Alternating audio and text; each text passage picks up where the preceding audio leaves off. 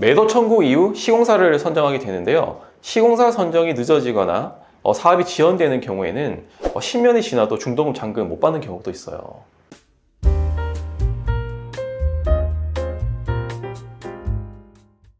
안녕하세요, 김민중 변호사입니다. 이번 시간에 재건축 재개발 매도 청구를 당했을 때 어떻게 대처해야 하는지 살펴보겠습니다. 매우 중요한 내용이니까 꼭 끝까지 시청을 해보세요. 재건축 재개발 현장에서 사업 시행자는 일정한 요건을 충족하는 경우 강제로 토지를 매도하라는 매도 청구를 할 수 있게 됩니다. 주택법, 도시 및 주거환경정비법, 집합건물법의 매도 청구에 관한 규정들이 있는데요. 사업 부지의 80%를 확보한 경우 사업계획 승인 신청을 하면 10년 미만으로 토지를 소유한 소유자에게 매도 청구를 할 수 있게 됩니다. 그리고 10년 이상 토지를 소유한 소유자에게도 95%의 토지를 확보하는 경우에는 매도 청구를 할 수 있게 돼요. 사업 시행자나 정비업체에서는 사업 부지를 몇 퍼센트 확보했는지에 따라 매도 청구를 할 수 있는지, 향후 사업을 진행할 수 있을지가 달라지기 때문에 사업 부지 확보가 매우 중요한 일이 될 수 있습니다. 그래서 사업 시행자나 정비업체 직원들이 토지 소유자를 찾아가서 토지 80%를 확보했다. 매도 청구 당하면 공시지가밖에 못 받는다. 돈 제대로 못 받아요. 라고 하면서 협박을 하기도 하고요. 제가 다른 사람보다 더 돈을 많이 쳐줄 테니까 다른 사람들에게 비밀로 하고 지금 파세요. 라고 말하면서 회유를 하기도 합니다.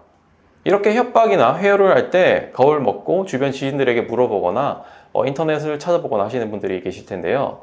결국 매도 청구 소송까지 간다고 해도 대부분 시세에 맞게 받기 때문에 너무 걱정하실 필요는 없습니다.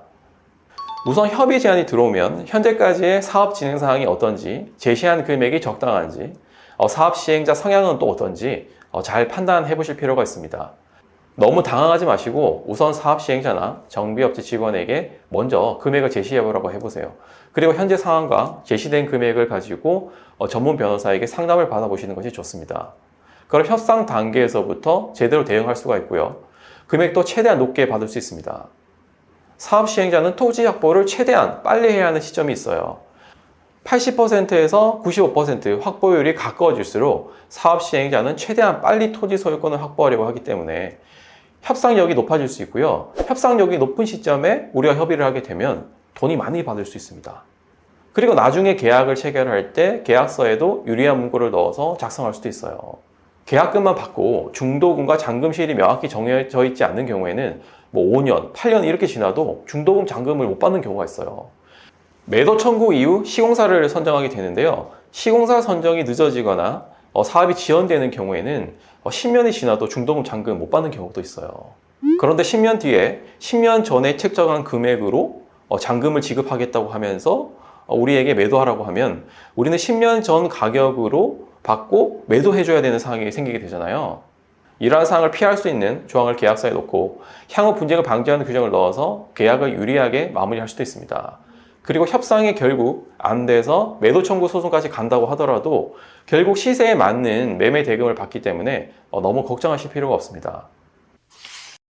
이렇게 만약 매도 청구 대상이 되신 경우 전문 변호사의 조력을 통해서 해결하실 수 있습니다. 최대한 유리한 조건으로 협상하고 계약서를 안전하게 작성하고 소송 전에 협상까지 마무리할 수 있는 방법이 있습니다.